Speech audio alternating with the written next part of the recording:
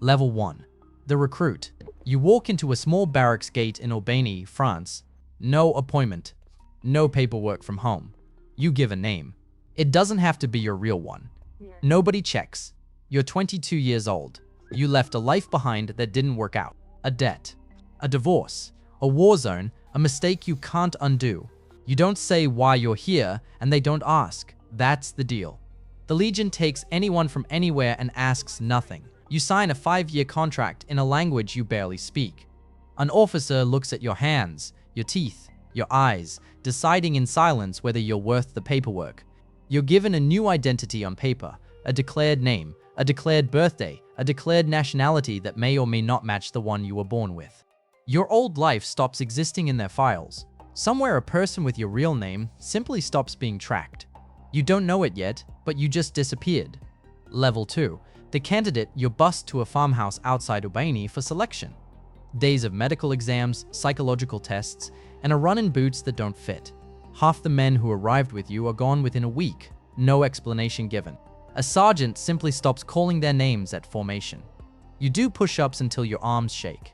You answer the same questions 3 different ways to 3 different officers, checking your story for cracks. You don't have a story to protect that helps. At the end of selection, an officer reads a list. Your declared name is on it. You've been selected into the Legion. You haven't done anything yet. Level 3. The Basic Legionnaire. You're sent to Castelnaudary for 4 months of instruction. You learn to march at 88 steps a minute, slower than every other army on Earth, a rhythm built into your legs, before you understand why. You learn French from instructors who won't repeat themselves. You learn it because you have to. You carry a rifle you've never held before and learn to love it like scripture. You sleep 4 hours a night. You march 50 kilometers with 25 kilograms on your back through hills that don't end. Men break their feet and keep walking. You keep walking too. At the end, you take an oath in a language that was foreign to you 5 months ago. You're a Legionnaire now. You still don't know what that costs.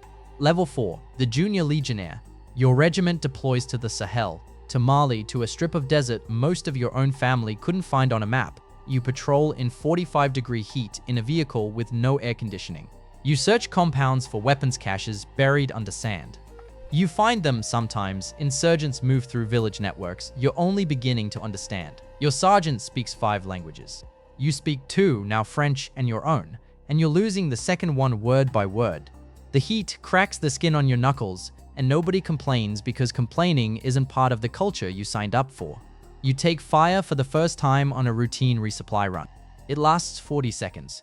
Your gunner is hit in the arm. You return fire until the vehicle that shot at you burns on the roadside. You drag your gunner behind the wagon and pack the wound the way you were taught in Castelnaudary, hands steadier than you expect them to be. He survives and is back with the section within the month. Nobody in your unit knows your real name. They know the man who did that. That's the man you're becoming. Level 5. The Corporal. You've re-enlisted twice. You're a corporal now, senior enough to train the new arrivals who show up speaking languages you don't recognize. Serbian, Ukrainian, Nepali English with an accent from a country at war. You teach them to march at 88 steps a minute the way you were taught, without kindness, because kindness wasn't what saved your life. You deploy again, this time to Djibouti, then Chad. You've buried 1 man from your section, a Nepali corporal who stepped on something buried in a dry riverbed. You wrote nothing to his family because the Legion doesn't know his family. He has no listed next of kin. You are, in that moment, the closest thing he has to one. You stand at his memorial and salute a name that wasn't his either. Level 6. The Sergeant. You're a sergeant now. 30 years old. 7 years in. You run a section of 30 men. Half of them running from something the way you were. You know their declared names and sometimes quietly over drinks their real ones. You don't repeat them. That trust is the only thing holding some of these men together. You deploy to the Central African Republic during an operation to protect civilians during a coup. You watch villages burn that you can't reach in time. You watch villages you do reach in time. Both stay with you the same way. One night, a militia group ambushes your convoy outside Bangui. The fight lasts 11 minutes in the dark. Muzzle flashes the only light either side has. You lose 1 man from your section, a Serbian corporal 3 years into his contract. You write his memorial speech yourself because nobody else knew him well enough to. Your captain is 27 and new. He asks your opinion before every decision. You've been on 4 deployments he's never heard of. You give him the answer that keeps his men alive. That's the job now. Level 7. Camerone Day. Every year on April 30th, the Legion stops and remembers Camerone, 1863, when 65 Legionnaires held off 2,000 soldiers in Mexico until only a handful remained standing, out of ammunition and fixed bayonets, rather than surrender. You march past the wooden hand of Captain d'Anjou, the relic carried out once a year and guarded like scripture. You've heard the story every year since Castelnaudary. This year, standing in formation as a sergeant with real losses behind you, it stops being a story. It becomes an instruction. The Legion does not retreat. You understand now why that motto isn't decoration. You've almost proven it yourself twice. Level 8. French by spilled blood. You take a round through your leg during an operation in Mali, clearing a village of fighters holding it under threat. Your section carries you 800 meters to the evacuation point, while still under fire, taking turns so no man tires enough to drop you. You spend 4 months in a hospital in Marseille, learning to walk again with pins holding your bone together, staring at a ceiling in a country that still, technically, isn't yours. A document arrives while you're still on crutches. Because you were wounded in service to France, you're eligible for citizenship immediately, no waiting period. Français par le sang versé. French by spilled blood. You sign your real name for the first time in 11 years on a French passport application. It feels stranger than the fake one ever did. You are officially, for the first time since Aubagne, a person the world can find. Level 9. The Adjudant.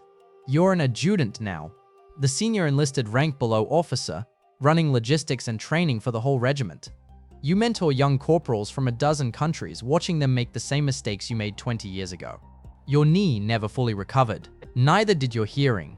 You've served in Mali, Chad, Djibouti, the Central African Republic, and Afghanistan under a flag you weren't born under, for a country that wasn't yours until it decided you'd earned it. You keep a small notebook of the men you've lost, section by section, deployment by deployment. 9 names, some real, some declared. All of them yours to carry. You attend the funeral of a colonel you served with for a decade. His real name is read at the service. Yours would be too. Now, if it came to that, you're not sure how you feel about that. You never expected to live long enough to find out. Level 10. The Retired Legionnaire. You retire to Poilubia, the Legion's own estate in Provence, where old and wounded legionnaires live out their years tending vineyards the regiment has kept for a century. You wake up and work the vines.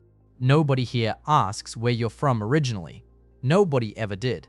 You sit with men who fought in Algeria, in Chad, in wars that don't make the news in the countries they were born in. You've stopped answering to your old name entirely.